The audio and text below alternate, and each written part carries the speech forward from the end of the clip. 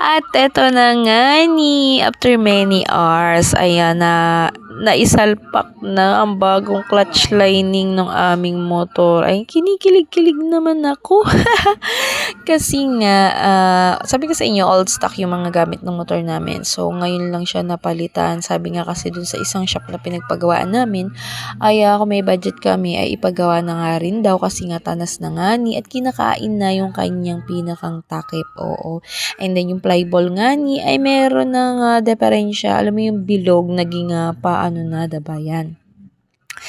At sa mga gusto nga palang bumili ng mga quality, wow, quality, at talaga ng mga legit. So, ayan, kinabit na nga sa motor namin, diba? Kaya nga sinabi kong legit. So, dyan lang sa comment section ko. O, yan na. Shoutout nga pala dito kay Kuya JR. Shoutout din na dun sa isang gumawa nitong aming motor na talagang ang galing niya. Oo, yung kaklase ng, tatay ng kaklase ng anak ko sa kinder. So, dyan lang siya sa bulihan nakatera. Oo.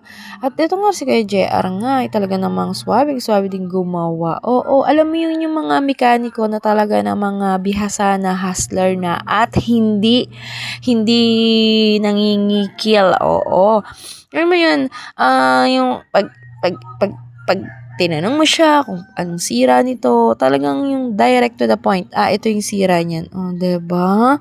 Ganun yung mga gusto kong mga manggagawa, hindi yung sasabihin sa'yo, hindi ko alam. Ano ka, manggagawa ka nga, tapos sasabihin mo, hindi mo alam. Ay, yung pakaganda na ng dag naman. Parang bagong-bago na ulit yan. Talaga naman. Sabi ni Kuya, itago daw tong luma at pagka daw mayroon diferensya, ay pwede daw kunin yung spring.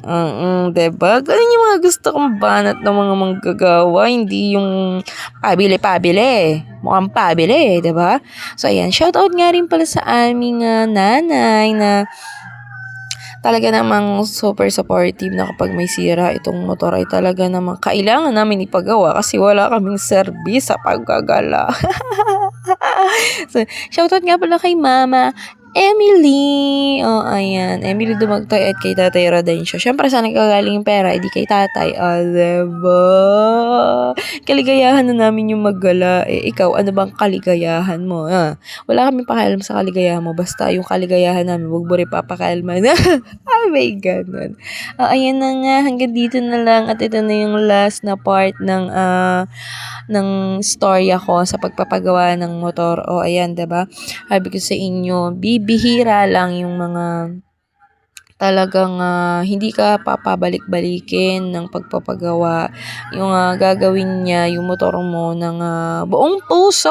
Charot! Buong puso.